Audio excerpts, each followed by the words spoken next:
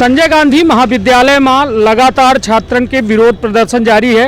ये दौर में सीधी के गोपतबनास से एसडीएम राजावत साहब आए हैं। सर, क्या कहेंगे? छात्रों को वास्तव में समस्या है सर। 9,500 छात्रों पर 25 क्लासरूम हैं और 9,500 छात्रों में जो प्रसाधन की व्यवस्था है, जिसकी तस्वीरें हमने देखी है, अंदर तो हमको जाने का अधिकार नहीं है, तो हमने तस्वीरें देखी है तो सर देख के मतलब घिन आती है कि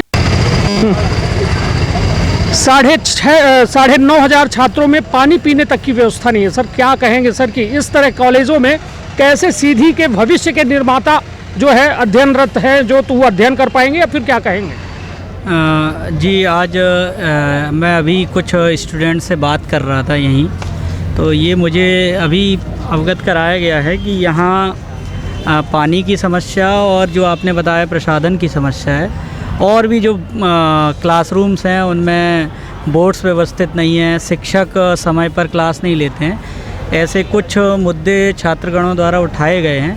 तो अभी मैं, चूँकि मेरी बात नहीं हुई है कि कॉलेज के प्रिंसिपल से, तो अभी मैं उनसे बात करूंगा। मैं स्वयं भी आज जाके इसका अवलोकन करूंगा कि क्या क्या समस्याएं हैं। सर, मतलब बड़ा आपको लगता नहीं देर हो गई आते आते? सर, मतलब अब पहले तो कोरोना की वजह से पूरा सत्र स्थगित थे, बड़े मुश्किल के बाद ये कॉलेज शुरू हुए, तो मतलब आज उन व्यवस्थाओं को देखने का प्रयास किया जा रहा है जिन व्यवस्थाओं को कॉलेज के शुरुआती दौर में देखा जाना चाहिए, क्योंकि जनभागीदारी समिति के अध्यक्ष हमारे सीधी कलेक्टर साहब हैं और आप लोग भी उस पूरे टीम में हैं।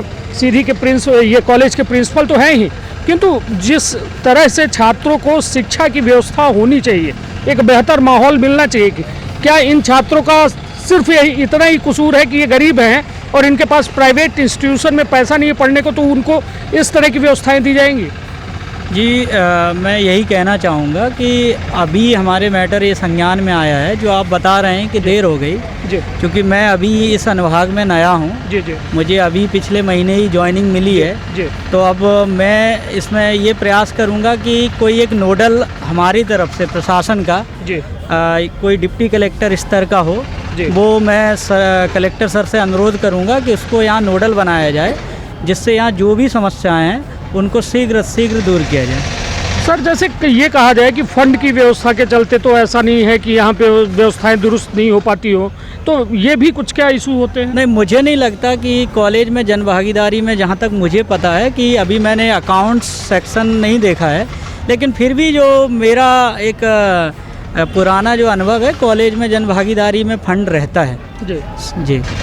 सर, अब बात मैं इसलिए कहूँगा कि आप जिन छात्रों से आपने खुद संवाद किया है, उनसे आपने बात भी की, तो उन्होंने समस्या के तौर पे आपसे क्या बातें रखी है, क्या मांग रखी है? अभी जो मुझे बताया है, कुछ स्टूडेंट से मैं बात किया, एक क्लासेस नियमित चले जी, दूसरा प्रसाधन की जो व्यवस्था जो आपने भी बताई थी वो हो, और जो फैसिलिटी हैं क्लासरूम्स में वो व्यवस्थित हों, उनके बारे में अभी मुझे बताया गया है जी। तो मतलब सर, मान लीजिए अब जैसे तो आपने छात्रों से रिव्यू कर चुके हैं, चीज़ें आपको मालूम चल चुकी, कितना टाइम लगेगा सर इनको व्यवस्था को व्यवस्थित करने में? अभी मैं अभी प्रिंसिपल साहब से बात करूंगा और उनसे मैं 1 to 1 जाके मैं सभी जो भी क्लासरूम्स हैं उनका मैं स्वयं अवलोकन करूंगा, यहाँ जो व्यवस्थाएँ हैं उनको मैं देखूँगा, और उस हिसाब से मैं आपको प्रिंसिपल साहब से मीटिंग करने के बाद ही बता पाऊँगा कि हम इसको शीघ्र कितने दिन में इनका निराकरण कर सकते हैं।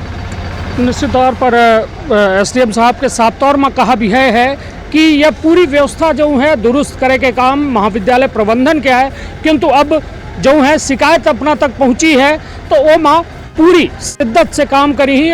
खुद ये माँ जो है कलेक्टर साहब से बात कही के एक अपर कलेक्टर रैंक के अधिकारी के जो है नोडल बनावा जाइए, और यह नोडल बने के बाद यह सब व्यवस्था का दुरुस्त करे के काम की जाए। अपन बहुत ख्याल रखब, अपने परिवार के बहुत ख्याल रखब। धन्यवाद, प्रणाम।